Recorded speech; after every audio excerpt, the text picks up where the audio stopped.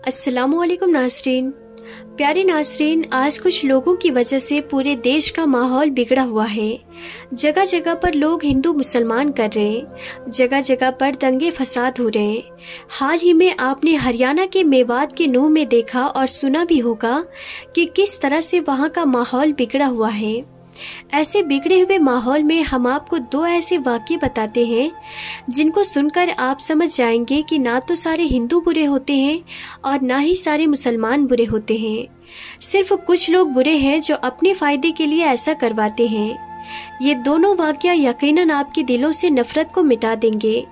इसीलिए आज की ये वीडियो आप सभी के लिए बहुत ही ज़्यादा ख़ास है। आप हिंदू हो या मुस्लिम, आप इस वीडियो को आखिर तक ज़रूर देखिएगा। और अगर आपको लगे कि ये वीडियो हिंदू और मुस्लिम को एक करने में मददगार साबित हो सकता है तो आप इस वीडियो को दिल से एक लाइक करें और मेहरबानी करके इसे शेयर भी कर दें ताकि और भी लोगों के पास ये वीडियो पहुंच जाए। तो चलिए नाज़रीन, वीडियो को शुरू करते हैं। नाज़रीन, पहला वाक़या है इलाहाबाद की रहने वाली एक लड़की रुबीना का। रुबीना लखनऊ में रहकर अपनी पढ़ाई पूरी कर रही थी। रुबीना उस दिन अपने घर इलाहाबाद जाने वाली थी, मगर उसी दिन उसी के फ्रेंड के घर पर कोई पार्टी थी।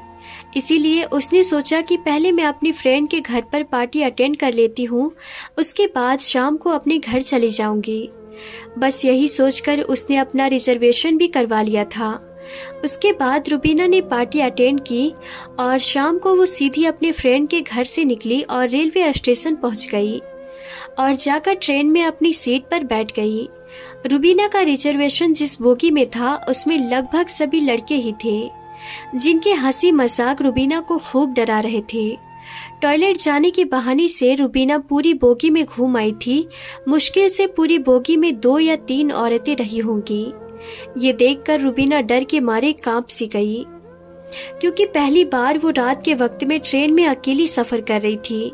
इसीलिए वो पहले से ही बहुत घबराई हुई थी और अब उसकी बोगी में सारे लड़के ही भरे पड़े थे। ये देखकर अब वो और भी ज्यादा डर गई थी। इसीलिए फिर वो खुद को इत्मीनान रखने के लिए अपनी सीट पर बैठी और एक मैगजीन निकालकर पढ़ने लगी। बोगी में लड़कों का एक झुंड था जो शायद किसी कैंप पर जा रहा था। उनके हंसी मजाक और उनके चुटकुले रुबीना को और भी ज्यादा डरा रहे थे।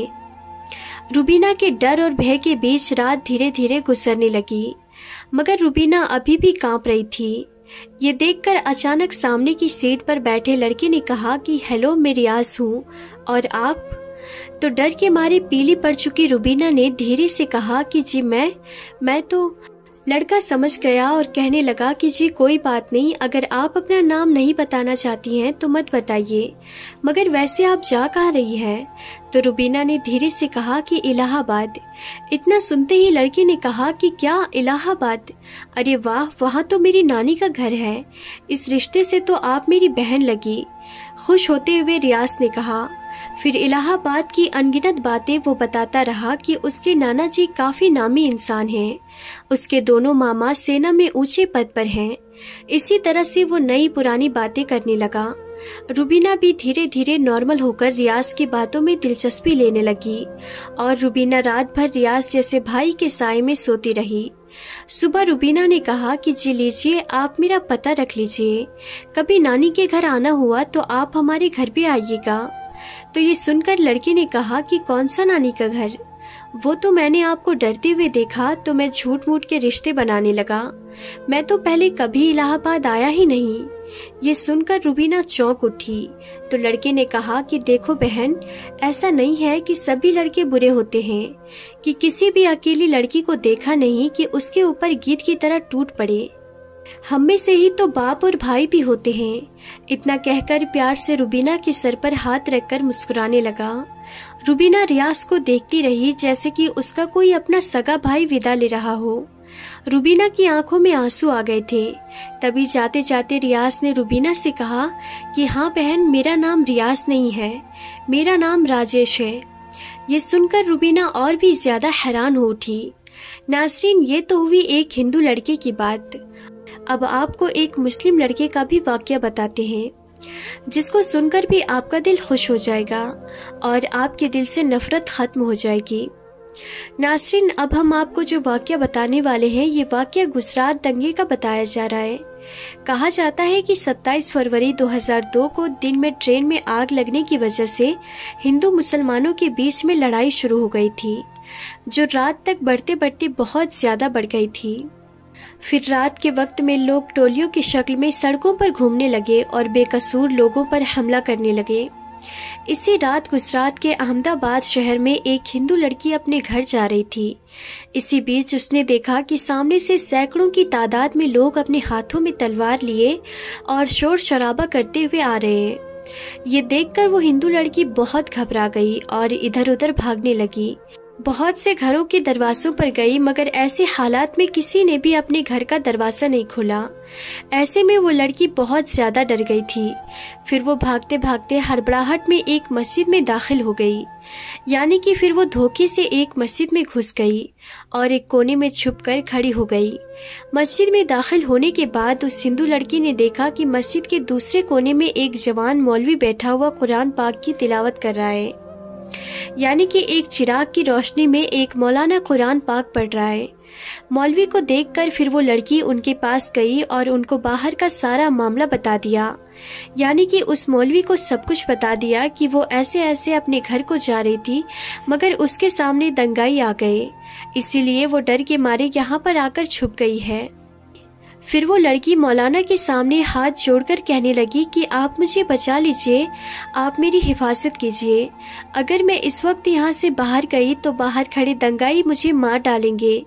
अभी बाहर के हालात बहुत ज़्यादा ख़राब हैं। ऐसे में अब मैं अपने घर को नहीं जा सकती, इसीलिए मैं रात भर यहीं पर रहकर गुजारना चाहती हूँ। फिर वो लड़की हाथ जोड़कर मौलवी से कहने लगी कि मैं आपके सामने हाथ जोड़ती हूँ, आप मुझे रात भर यहाँ पर ठहरने की इजाज़त दे दें। लड़की की इन बातों को सुनने के बाद मौलवी साहब उठे और मस्जिद के दरवाजे पर गए और बाहर के हालात को देखने लगे। मौलवी साहब ने देखा कि बाहर के हालात वाकई में बहुत ज़्यादा ख़राब थे। सैकड़ों की तादाद में लोग हाथों में लठ लिए इधर उधर घूम रहे थे और बहुत से लोग हाथों में तलवार लिए मस्जिद के बाहर भी खड़े थे। ये देखकर मौलवी साहब भी बहुत डर गए। उन्होंने मस्जिद का दरवाज़ा बंद कर दिया और अंदर आकर उस लड़की को मस्जिद में ठहरने की इजाज़त दे दी। अब वो लड़की मस्जिद के एक कोने में आकर बैठ गई। वहीं मस्जिद के दूसरे कोने में मौलाना साहब फिर से कुरान पाक पढ़ने में मशरूफ़ हो गए, यानी कि कुरान पाक को पढ़ना शुरू कर दिया। उस मौलाना के सामने एक चिराग रखा हुआ था जो जल रहा था। अब इधर वो लड़की मस्जिद के दूसरे कोने में बैठी मौलाना साहब को देख रही थी। तभी उस लड़की ने देखा कि मौलाना साहब ने कुरान पढ़ने के दौरान अपनी एक उंगली को उस चिराग में डाल दिया और अपनी उंगली को जलाने लगे। फिर थोड़ी देर के बाद मौलाना ने वापस अपनी उंगली को चिराग से बाहर निकाला और फिर वो कुरान पाक पढ़ने लगे। थोड़ी देर के बाद लड़की ने फिर देखा कि वो मौलाना फिर से वही काम करने लग गए, यानी कि उन्होंने फिर से अपनी उंगली को चिराग में डाल दिया और थोड़ी देर जलने के बाद उन्होंने वापस अपनी उंगली को बाहर निकाल लिया। मस्जिद के दूसरे कोने में बैठी वो लड़की ये सब कुछ अपनी आंखों से देख रही थी। ये देखकर वो लड़की हैरान और परेशान हो गई और सोचने लगी कि ये मौलाना कहीं पागल तो नहीं हो गया है जो बार बार अपनी ही उंगली को आग में जला रहा है। खैर नासरीन, फिर सोचते सोचते उस लड़की की आंख लग गई, यानी कि उसको नींद आ गई और फिर पूरी रात निकल गई और सुबह होने के करीब हो गया। वो मौलाना उठे और मस्जिद के दरवाजे पर गए और उन्होंने बाहर के हालात देखे। मौलाना ने देखा कि उस वक्त बाहर कोई भी नहीं था, यानी कि सारे दंगाई वहां से जा चुके थे। फिर वो मौलाना उस लड़की के पास आए और कहने लगे कि बहन उठो, हमारी नमाज का वक्त हो गया है।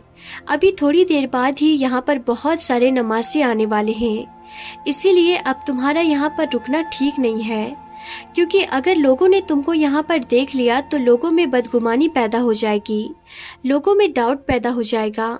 इसीलिए तुम जल्दी से यहाँ से चली जाओ। और मैंने बाहर जाकर भी देख लिया है, अभी बाहर के हालात भी नॉर्मल हैं, बाहर का रास्ता भी साफ हो चुका है। अब आप आसानी से अपने घर को जा सकती हो। आओ अब मैं आपको बाहर तक छोड़ देता हूँ। ये सुनकर उस लड़की ने कहा कि अगर बाहर का रास्ता साफ हो चुका है तो मुझे जाने में कोई परेशानी नहीं होगी, मगर मैं जाने से पहले आपसे एक बात पूछना चाहती हूँ। मैं आपसे एक सवाल करना चाहती हूँ, पहले आप उसका जवाब दें। ये सुनकर मौलाना साहब कहने लगे कि पूछिए बहन, क्या पूछना चाहती हैं आप? तो वो कहने लगी कि मौलाना साहब आप ये बताएं कि आप रात भर अपनी उंगली को चिराग में जलाने की कोशिश क्यों कर रहे थे? तो ये सुनकर मौलाना साहब कहने लगे, बहन इसके बारे में आप ना ही पूछें तो अच्छा है, क्योंकि ये मेरा जाती मामला है, इसीलिए मैं इसके बारे में आपको नहीं बता सकता। तो ये सुनकर वो लड़की कहने लगी कि जब तक आप मुझे इसके बारे में नहीं बताएंगे तब तक मैं यहाँ से वापस नहीं जाऊंगी। इसीलिए फिर मौलाना साहब को इसके बारे में मजबूरन बताना पड़ा।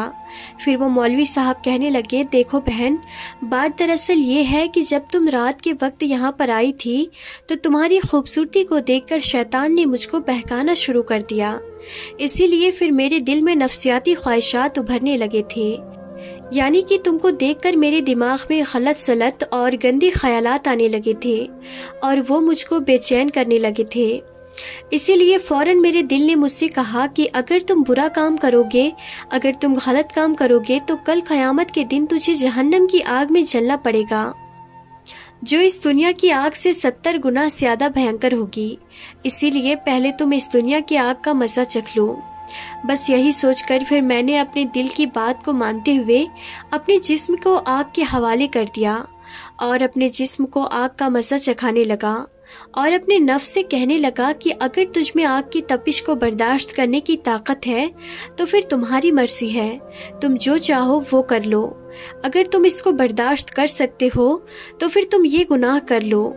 इसी वजह से रात में जब जब मेरे दिमाग में गलत और गंदे ख्यालात आए तब तब मैंने अपने नफ्स को आग के हवाले कर दिया और नफ्स को आग का मज़ा चखाने लगा।